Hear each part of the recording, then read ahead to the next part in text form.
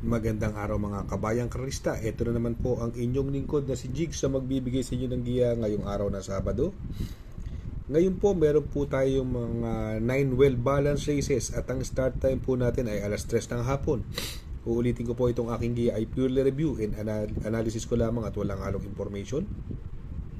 Simulan na po natin. Race number 1. Dito po meron po tayong 10 kalahok at ang distansya ay 1,400 meters.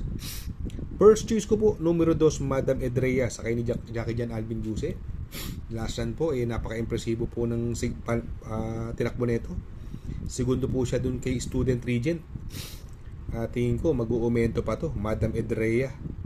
Second choice ko po rito, yung na-scratch ng karera, numero 3, Bloomington, sakay ni Jeffrey Bakaykay. Ito, always in the money ito. Kaya sa race number 1, first choice, numero 2, Madam Edrea. Second choice, numero 3, Bloomington.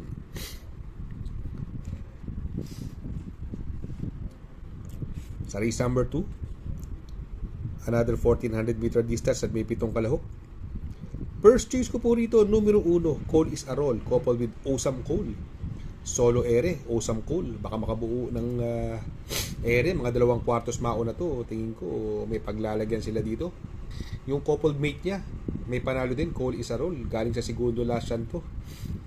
Second choice ko po, numero 7, Laughing Tiger. Angkop ang distansya, Michael De Sousa sakay, gamay niya po to.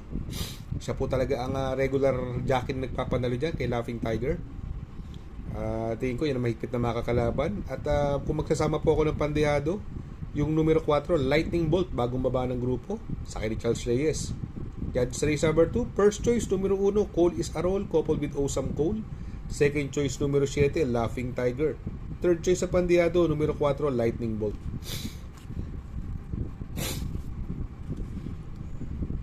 Sa race number 3, dito, milya po karera dito, may 8 kalahok. Maganda numero ni Can Calupin, nasa balya. Pero may mabilis dyan, yung Armani Moves, matulin din po yan. At magaling din po ang tinakbo niyan sa kanyang barrier. Although mabigat lang ang nakalaban na karaan. May 1.11.8 yan. Si Armani Moves. Yung Let Her Cook, may panalo din po yan. At itong Nananabubu. Para sa akin po, first choice ko po, numero 6, Nananabubu. Sakay ni Jackie J. Ardeo Campo. Buenas na hinete. Yung kabayo, pwedeng iuna, pwedeng isunod. Tiko, pwedeng umantabay. Pwedeng maglutsahan na Can Calupin at Armani Moves. Second choice ko naman po, numero 3, Armani Moves, coupled with Let Her Cook. Let Her Cook, sa Tiko, ito po yung reremate kung sakali magkaroon na lutsahan sa unahan.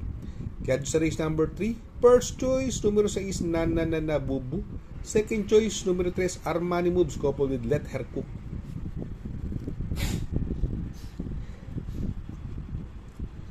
Sa race number 4, ang distansya ay 1,400 meters at may 7 kalahok. First choice ko po rito, yung hindi lumagpas nung karera, doon sa nanalong si Sinag, numero 1, Closing Time. Sakay ni Jackie Jeppel Sarate. Tingin ko mag-uumento itong kabayong ito. Ang kupang distansya, yung couple bait niyang Barako Eagles, may panalo din po yan. Second choice ko po rito, yung tingin ko magdadala ng unahan, numero 5, Postmaster, sakay ni Boss Jenjen Huko. Ito tingin ko, ito yung magdadala ng unahan dito. Baka makabuo ng ere, wala makalucha. Sa tingin ko may malaki panalo po niyan. Yung numero 6, galing sa panalo, Shining Angel, tinalo po niyan, G's Favorite, may panalo din po yan. Sa tingin ko, pwede rin isama yan. Dahil baka pa aumento. Kaya dito sa race number 4, first choice, numero 1, Closing Time, coupled with Barako Eagles. Second choice, numero 5, Postmaster. Third choice sa pandehado, numero 6, Shining Angel. Sa race number 5 naman tayo. Another 1,400 meters at may 12 kalahok. First choice ko po yung imported horse, numero 3, Style and Profile, no? Papatubayan ni Jackie Lester De Jesus. Ito, tingin ko, ito yung re-remate rito. At lumalabas sa mga imported. Last run nito, tinalo ni Corolisa, dumating ng tersero. Pero may panalo po dito yan. Nagprema po ng 1.26 sa 1,400 meters. Second choice ko po, yung pwedeng mauna. Tingin ko, possible mauna siya rito. Numero 8, Guerrero Warriors, sa kay Jackie Jeffrey Sarate. Ito, kung makabuo ng ere sa unang dalawang kwartos at hindi malucha ni Manny for Gabriel, tingin ko, may panalo po yan. Pwede maka-upset. Pero magsasama po ako ng pandiado dyan. Another imported horse ni Mr. Morales. Numero 6, si Adela Bella, sa kay Jackie J. Pastoral. May 1.13 media po yan sa 1,400 meters, 1,200 meters. Tingin ko, tagulang ang preba niya, pero may panalo po yan, Adela Bella. Kaya dito sa race number 5, first choice, numero 3, first choice numero 3, Style and Profile. Second choice, numero 8, Guerrero Warriors. Third choice na pandiado, numero 6, Adela Bella. Sa race number 6, another 1,400 meters at may 8 kalahok. First choice ko po, yung solo ere, numero 2, Runway 10, coupled with Stripe of Pink, sa kay Lester De Jesus. Tingin ko, pwede makabuo ng ere to. Mababa sa laban, solo ere pa. Tingin ko, lamang. Kung gusto ng protection, eto, nanalo po sa kanyang barrier na, nag-uno 16, 1,200 meters. Numero 3, Sky Story, sa kay Jackie Conrad Denson. Eto, magaling sa kanya to. Kaya dito sa race number 6, first choice, numero 2, Runway 10, coupled with Stripe of Pink. Second choice, numero 3, Sky Story.